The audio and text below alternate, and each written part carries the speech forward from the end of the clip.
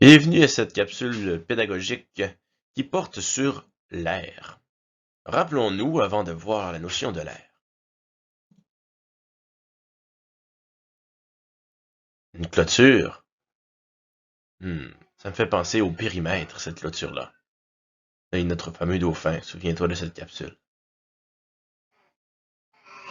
Donc lorsqu'on parle du contour, on parle en réalité du périmètre.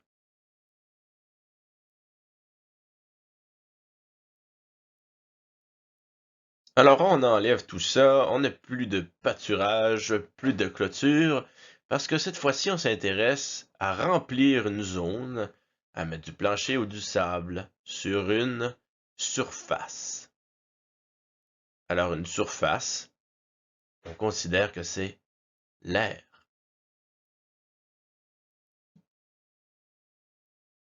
Je veux calculer cette fameuse surface. Comment je fais pour calculer cette surface-là? Alors la surface qui est en jaune ici, je vais compter donc, on va commencer par compter le nombre de carrés à l'intérieur. 2, 4, 5, 6, 7, 8, 9, 10, 11, 12, 13, 14,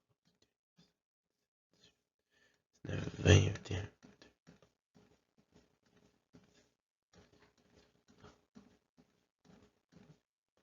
36. Donc, l'air est égal à 36 carrés.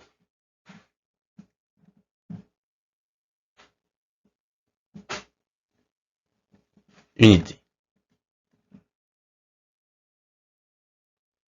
J'aurais pu aussi, pour arriver à 36 carrés unités,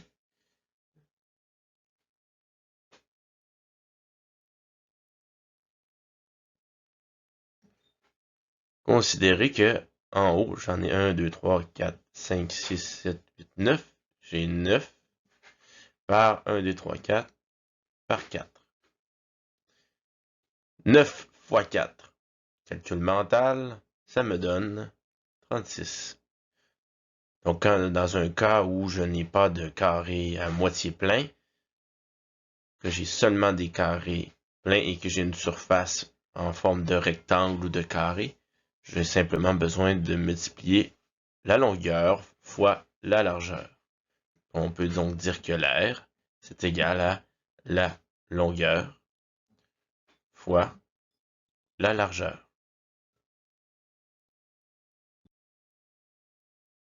J'ai envie de me construire un bac à sable. Le voici. Maintenant, on va regarder la forme avant de procéder. Est-ce que j'ai des carrés pleins partout? Oh oh, regarde dans les coins. Ici, dans ce coin-là et dans ce coin-là, j'ai des carrés à moitié pleins qui forment en fait des triangles. Nous avons une stratégie bien simple pour pouvoir remédier à ce petit problème mathématique. On va commencer dans un premier temps par calculer les carrés pleins. Et ensuite, je vais te montrer mon petit truc. Donc, on calcule les carrés pleins. 1, 2, 3, 4, 13,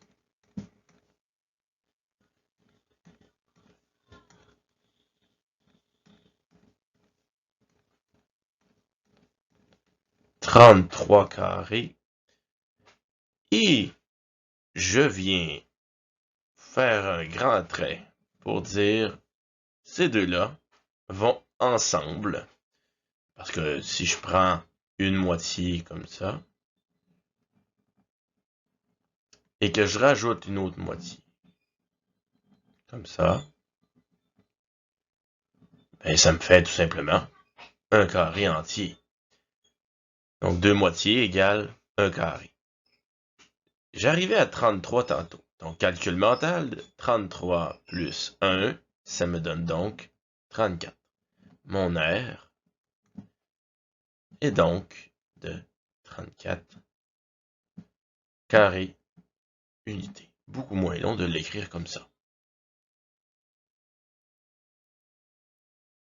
Maintenant, je veux me faire un terrain avec du gazon. La première étape, c'est de compter les carrés entiers. La deuxième étape, c'est d'associer les moitiés de carrés 2 par 2.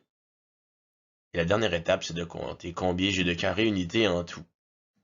Donc, on commence. Première étape, rappelle-toi, on compte simplement les entiers. Donc, ici, on a un entier. 2, 3, 4.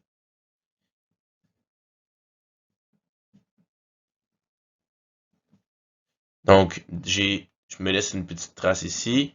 J'ai 12 entiers. Et je vais aller voir maintenant de l'autre côté pour connaître les moitiés. Donc ici, ça me fait un ensemble là. Là, ça me fait un autre. Une question qui pourrait revenir souvent. Est-ce que je peux utiliser 2 fois un triangle, 2 fois une moitié? Je crois que tu connais déjà la réponse. Est-ce que c'est logique de prendre 2 fois, de compter 2 fois la même entité, de compter 2 fois la même moitié, ou 2 fois le même entier? Ben non. Si on veut être précis en mesure, on doit faire attention.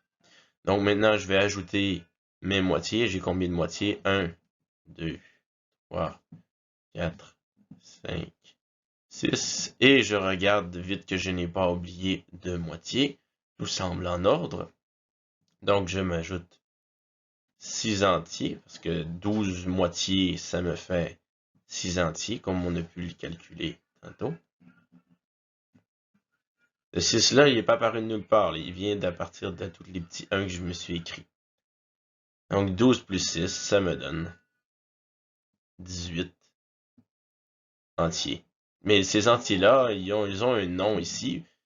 On aurait pu les appeler centimètres, mais on les a appelés 18 carrés unités.